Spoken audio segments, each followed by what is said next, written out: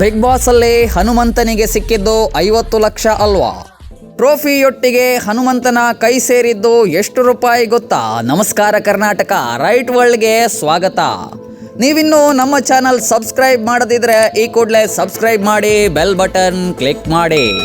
ಕನ್ನಡದ ಪ್ರಖ್ಯಾತ show Bigg ಬಾಸ್ಗೆ ಕೊನೆಗೂ ತೆರೆ ಬಿದ್ದಿದೆ.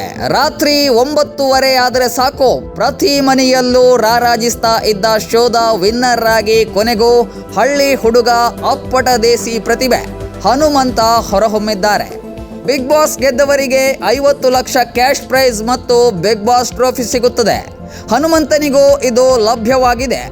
ಆದರೆ 50 ಲಕ್ಷದಲ್ಲಿ ಹನುಮಂತನ ಕೈ ಸೇರಿದ್ದು ಎಷ್ಟು ಗೊತ್ತಾ?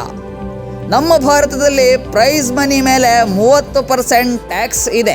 ಅಂದರೆ ಹನುಮಂತನಿಗೆ 50 ಲಕ್ಷ ಸಿಕ್ಕಿದ್ರು ಅದರ ಮೇಲೆ 30% ಟ್ಯಾಕ್ಸ್ ಬೀಳುತ್ತೆ.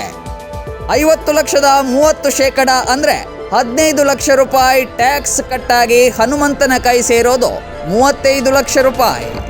ಉಳಿದ ಸ್ಪರ್ಧಿಗಳ ಹಣಕ್ಕೂ ಕೂಡ ಇದು ಅನ್ವಯವಾಗುತ್ತೆ.